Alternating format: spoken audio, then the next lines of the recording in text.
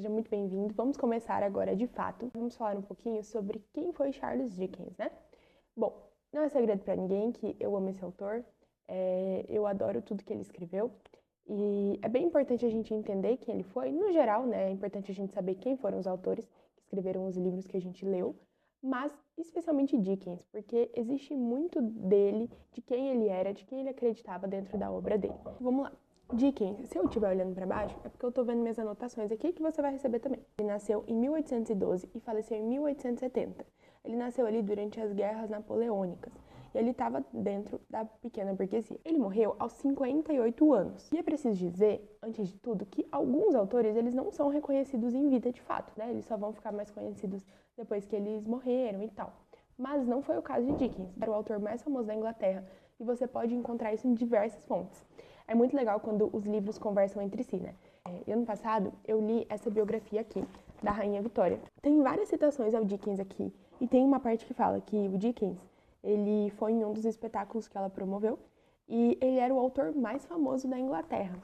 E aí tem uma outra parte também, que fala sobre como a rainha leu o Oliver Twist, que foi um de seus livros, e por ela ter lido esse livro, um livro que é um livro bem pesado dele, que retrata bastante ali como era difícil a infância para as classes mais pobres, essa infância que a criança fica largada, não tem nenhuma preservação não tem nenhuma diferenciação entre o que é ser adulto e o que é ser criança, que existe trabalho infantil. E quando a Vitória leu essa obra, isso motivou ela a ter uma conversa com o primeiro-ministro dela, do tipo, a gente precisa fazer leis trabalhistas aqui para que as crianças não trabalhem tantas horas, entendeu? Coisas que ainda são assombrosas pra gente, né? Nem era tipo uma conversa de crianças não podem trabalhar, é só crianças precisam trabalhar menos, sabe?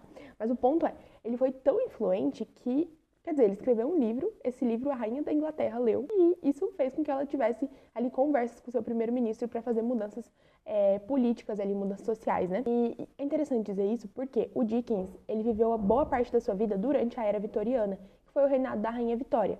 E aí na próxima aula a gente vai falar um pouquinho mais sobre esse contexto histórico. Mas, quando a Vitória chegou ao poder, ele tinha 25 anos.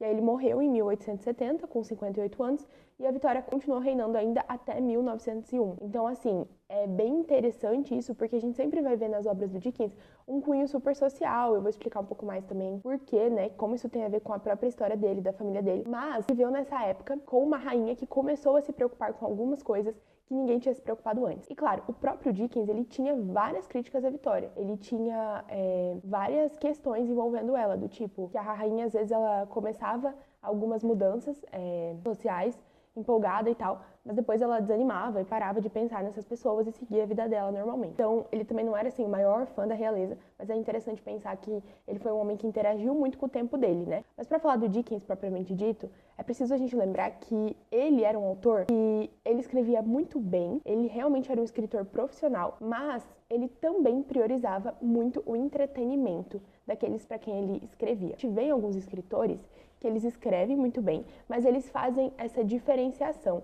Então, é comum a gente ver na alta literatura, às vezes, textos que não são tão divertidos, não entretêm. E, ao mesmo tempo, é comum a gente ver coisas que são chamadas de baixa literatura, literatura menos refinada, coisas que são mais divertidas. Mas alguns autores, eles decidiram que fariam os dois. Então, esse é o caso de Dickens. São textos extremamente bem escritos, com uma riqueza estrutural mesmo, de personagens, de elementos literários, mas sem deixar a diversão de lado. E isso era uma coisa muito importante para ele. Ele queria que as pessoas se entretessem, mas que também a literatura funcionasse ali como uma ferramenta de crítica social ao mundo que ele vivia, e não só de crítica, mas que servisse para transformar aquele mundo. É até interessante dizer que o Dickens, ele não fazia separação entre o que era alta cultura e cultura popular.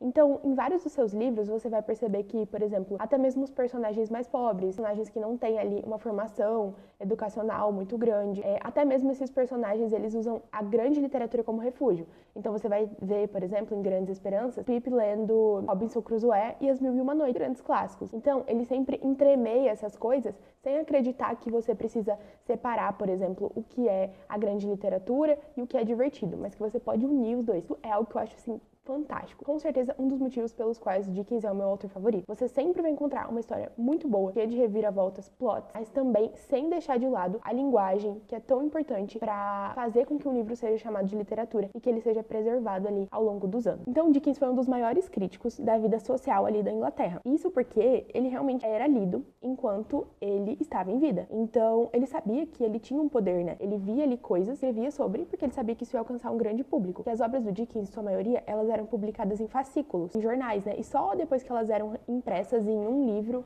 com tudo junto, né? Tinha semanalmente alguns capítulos publicados. Então, assim, o que ele escrevia tinha um impacto muito rápido, muito direto, né, ao que acontecia. Então, ele via algo acontecendo, via algo nos noticiários, e ele já podia escrever sobre aquilo, e na semana seguinte as pessoas já podiam estar lendo, né. Claro, esse é um exemplo rápido, mas deu para entender que era diferente de você passar anos escrevendo um livro e depois publicar. O seu pai, ele era da Marinha, por isso que ele se mudou muito quando ele era pequeno. A cidade que ele nasceu, Portsmouth, era uma cidade portuária, bem pequena na Inglaterra. Em vários livros a gente vai ver essa presença do porto, do mar, trazendo grandes mudanças, como sendo ali o palco para vários acontecimentos. Mas o que foi realmente bem importante na vida dele, uma ação assim que teve grande impacto, é o fato de que ele estudou numa boa escola particular durante um tempo, teve instrução, foi uma criança que estava sempre rodeada de livros, sempre lendo, mas precisou sair da escola aos 12 anos para trabalhar numa fábrica. Então, o que aconteceu? O pai dele, apesar de ter ali uma boa quantidade de dinheiro, ele acabava sempre gastando muito mais do que ele tinha. E aí, aos 12 anos, Dickens tem que sair da escola para trabalhar numa fábrica de graxa de sapato. E aí, ele é o único que trabalha ali para mandar algum dinheiro para a família, porque o pai dele foi preso e a sua mãe e os irmãos também foram presos, porque naquela época era costume, por exemplo, o homem fosse preso, mas também toda a família. E aí, Dickens é separado da sua família, é mandado para uma fábrica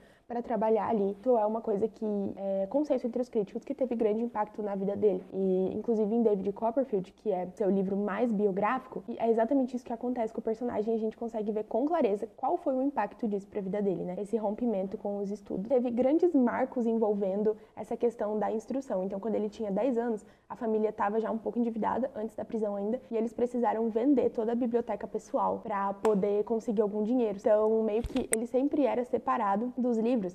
E aí a gente vai ver na obra dele, Grandes Esperanças, David Copperfield, a gente vai ver como ele valoriza a educação, como aqueles personagens valorizavam a educação, a mudança de vida por meio da educação, a mudança de mente. E isso é incrível, né? Depois disso, depois de sair da prisão, Dickens consegue voltar a estudar, mas esse foi um episódio bem marcante para ele. E aí ele passou a ser um editor de jornal semanal. Foi advogado antes, depois se tornou editor de um jornal. Durante 20 anos, publicou muito, escreveu muito. O primeiro livro que realmente fez sucesso foi As Aventuras do Sr. Pickwick. Eu ainda não li, inclusive, esse livro, mas ele tinha um personagem ali bem engraçado.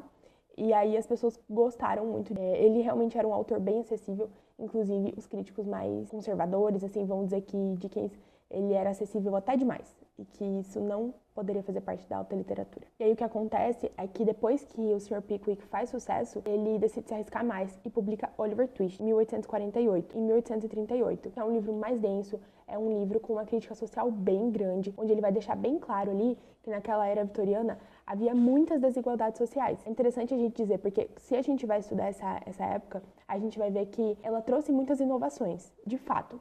Mas quando a gente lê Dickens, principalmente o Oliver Twist, assim, que foi ele bem no começo do reinado da Vitória, a gente consegue ter um panorama muito geral de como era a Inglaterra na época, extremamente real. E por que eu digo isso? O Dickens, ele tinha alguns funcionários que ele pagava, né, para que essas pessoas fossem por Londres, visitassem os lugares mais diversos de Londres, que ele pudesse criar os personagens mais reais possíveis. Alguns dos seus personagens são os mais emblemáticos da literatura. Quando a gente lê Dickens, a gente tem um retrato fiel da era vitoriana. Não só daquela sua parte de progresso, mas também essa parte tão grande da desigualdade social. Ele queria evidenciar, né? E, como eu já falei, Oliver Twist teve um impacto tão grande sobre toda a população e até sobre a rainha da Inglaterra, que decidiu conversar sobre ele com o seu primeiro-ministro, né? E isso tá aqui nessa biografia também da Rainha Vitória, que eu recomendo muito que vocês leiam. Foi ela que me motivou a ler Oliver Twist. Dickens sempre se considerou uma pessoa comum, sempre simpatizou com as causas ali da população mais pobre, dos trabalhadores, das pessoas que tinham que lutar muito para a ascensão social. Mas uma coisa que acabou ajudando muito ele foi um pensamento que veio do pai dele, que não é porque você nasceu numa classe social que você precisa permanecer nela. Então não tinha essa crença estamentária, que é uma sociedade estática, por mais que muitas vezes fosse, né? Mas ele tinha essa crença de que através dos estudos ele poderia alcançar uma ascensão social. E ele alcançou mesmo, e foi um autor que repercutiu muito para essa sua época e repercute até hoje, né? Quando Dickens começou a escrever, ali em 1836, a taxa de alfabetização da Inglaterra era abaixo de 50%. Então, o que acontece? Dickens também ajudou bastante nessa questão das pessoas terem vontade de aprender a ler, porque todo mundo falava das suas histórias. As pessoas começaram a querer serem alfabetizadas, verem uma função naquilo ali, para que elas pudessem ler essas histórias, fazerem parte disso também. O que fazia as pessoas lerem tanto é que as pessoas enxergavam muito de si mesmas naquelas histórias, né? Tinha um quê de cômico, de satírico, de engraçado, mesmo nas situações mais tristes, mais desafortunadas. Ele morre em junho de 1870 com um derrame cerebral e eu achei legal falar pra vocês o que está escrito na sepultura dele. Apoiante dos pobres, dos que sofrem e dos oprimidos. E com a sua morte, um dos maiores escritores da Inglaterra desaparecia para o mundo. Então, assim, incrível, né? Acho que algo bem interessante da gente falar também, de um conto de Natal agora mais específico, é que ele foi um grande marco para a cultura do Natal na época. Então, ele foi publicado em uma época que o Dickens, ele tinha publicado um outro livro, não me lembro agora qual. E esse livro ele não tinha tido, assim, uma recepção tão grande, né? Leitores, de vendas. Teve esse quê comercial, sim, de que eu preciso lançar um próximo livro que seja bom. Ele escolheu publicar um conto de Natal. E ele era um livrinho de capa dura, como esse aqui que nós temos, pequenininho, assim, tinha uma lombada dourada, mas também era um livro muito bonito e bem acessível também, custava 5 shillings na época. Então, o Dickens, ele sempre teve essa percepção de que a literatura que ele escrevia precisava estar ali disponível para o maior número de pessoas possível. Ele tinha cerca de 30 anos quando ele publicou esse livro, e esse livro foi muito lido mesmo. E é interessante até lembrar que o Dickens, em vida mesmo, fazia algumas leituras públicas de suas obras. E esse foi o livro que ele mais leu, que até o fim de sua vida, até quando ele pausou as leituras, na verdade, ele continuou lendo um conto de Natal, porque ele considerava uma boa leitura. Uma leitura que condensava ali os princípios do que depois os críticos chamaram de uma filosofia dickensiana, uma filosofia natalina, né? Uma filosofia presente ali nas obras do Dickens no geral. Ele publica esse livro com a ideia de resgatar um espírito de Natal que havia se perdido ali na época. Ele via que o Natal ele já não era mais tratado como ele devia ser. Ele quer resgatar esses espíritos de principalmente fraternidade, solidariedade, compaixão, olhar para o outro, ser grato mesmo no pouco, e vários princípios que a gente vai ver ao longo da leitura desse livro. Então é por isso que dizem que o Dickens foi o homem que reinventou o Natal na Inglaterra. E tem até uma frase que fala que quando Dickens morreu, foi como se o Papai Noel tivesse morrido. Um homem extremamente ímpar, claro, com falhas também, como qualquer pessoa comum. Mas o foco aqui não é falar tanto da vida pessoal dele, senão essa aula ia ser infinita. Mas foi um homem que fez muito pela literatura vitoriana, no geral. E aí, mais pra frente também, eu quero falar um pouco sobre... E, por fim, pra terminar, eu quero ler um trecho que eu adoro, da biografia dele, da Claire Tomalin. Uma biografia que eu ainda não tenho, ela também só tá em inglês, mas eu vou ler pra vocês essa frase, que é maravilhosa. Ele deixou um rastro como de um meteoro, e cada um tem a sua versão de Charles Dickens. A criança vítima, o irrepreensível e ambicioso jovem, o repórter, o trabalhador, o andarilho incansável, o radical, o protetor dos órfãos, o ajudante dos necessitados, o homem do trabalho bem feito, o republicano, aquele que ama e detesta a América, o organizador de festas, o mágico, o viajante, o sátiro, o surrealista, o hipnotizador, o filho nervoso, o bom amigo, o mau marido, aquele que discute, o sentimentalista, o amante secreto, o pai desesperado, o francólito, o jogador, o admirador de circos, o fazedor de ponche, o morador do campo, o editor, o chefe, o fumante, o bêbado, o dançarino escocês, o ator, o canastrão. Complexo demais para ser um cavalheiro, mas ainda assim maravilhoso. O insubstituível e sem igual boss, a luz das festas, o inimitável.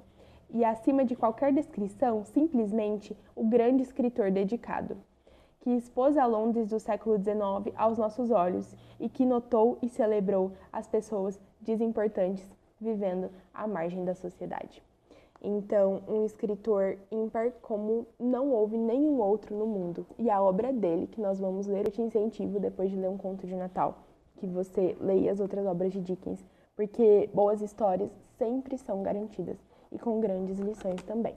Te vejo na próxima aula para a gente falar sobre a era vitoriana, o contexto da época, e também o movimento literário em que o Dickens está inserido.